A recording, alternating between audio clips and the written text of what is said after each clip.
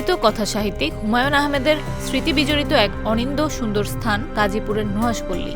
প্রায় ৩০০ প্রজাতির ভেষজ, বনজ ও নানা বিরল প্রজাতির গাছের বিশাল সমাহারে হুমায়ুন আহমেদ নুহাশপল্লীকে পরিণত করেছেন প্রাকৃতিক সৌন্দর্যের এক অপরূপ লীলাভূমিতে। লেখকের জন্ম ও মৃত্যুবার্ষিকীতে হুমায়ুন প্রেমীরা ছুটে যান সেখানে। এবার নুহাশপল্লী নিয়ে নতুন দাবি তুলেছেন অনলাইন অ্যাক্টিভিস্ট ও ব্লগার পিনাকি ভট্টাচার্য। বুধবার নিজের ভেরিফাইড ফেসবুক পেজে দেয়া এক স্ট্যাটাসে নুহাশপল্লীকে জাতীয় সম্পদ উল্লেখ করে এটিকে জাতীয়করণ করার দাবি জানান তিনি। পিনাকি তার স্ট্যাটাসে লিখেন, নুহাশপল্লী জাতীয় সম্পদ, নুহাশপল্লী জাতীয়করণ করে ওইখানে হুমায়ুন আহমেদ জাদুঘর করা হোক।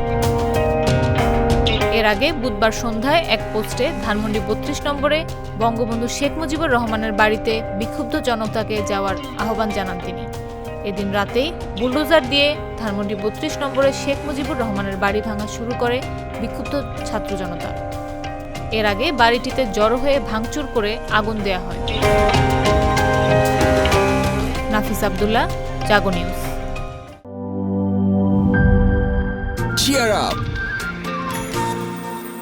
চলো পুরাই খুশি নতুনের সাথে তুলে নিয়ে হাতে। Cheer up, oh oh, cheer up, oh oh, cheer up.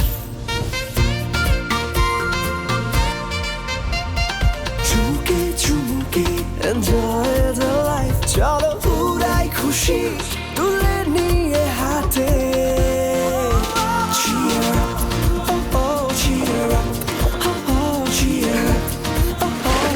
চিল হবে রিফ্রেশিং মুডে। চিয়ার আপ, চলো উড়াই খুশি।